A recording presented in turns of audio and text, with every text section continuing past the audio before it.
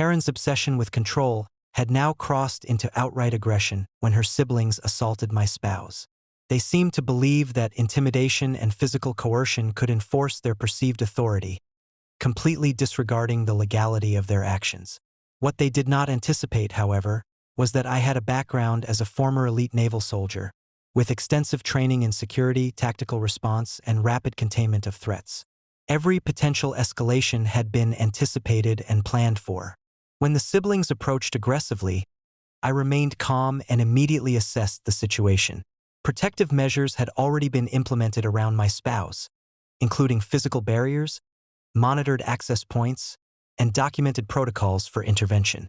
The assault was quickly neutralized before it could escalate further, with my training allowing me to restrain the aggressor safely and effectively while minimizing risk to all parties.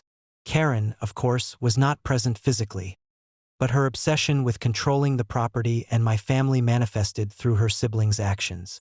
Her assumption that others could act on her behalf without consequence proved entirely misguided. Every move had been anticipated.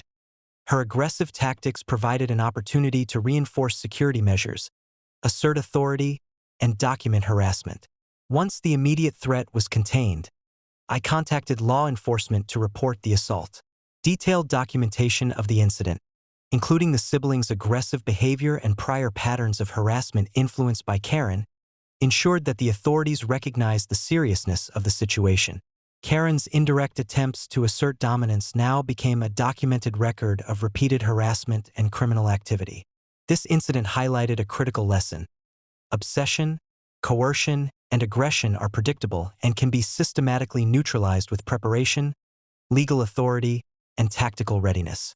Karen's reliance on others to act on her behalf provided a direct example of how predictable patterns of interference can be leveraged strategically to reinforce authority, protect property, and safeguard those involved. By evening, my spouse was fully safe, the aggressors restrained and documented, and Karen's influence over her siblings exposed as ineffective. The property, the household, and the boundaries I had established were entirely secure. What was intended to intimidate and create chaos instead served as another opportunity to assert control, document harassment, and establish clear legal precedent. As night fell, I reflected on the broader significance. Karen's obsession, previously a source of constant stress and unpredictability, had become entirely foreseeable. Each escalation, whether direct or through proxies, could be anticipated, neutralized, and leveraged to reinforce authority and secure property. The predictable nature of her behavior allowed every intervention to strengthen boundaries and highlight the futility of coercion when faced with preparation and tactical expertise. By the close of day, the property, family, and household were fully secure, my authority and protective measures reaffirmed, and Karen's repeated interference thoroughly documented.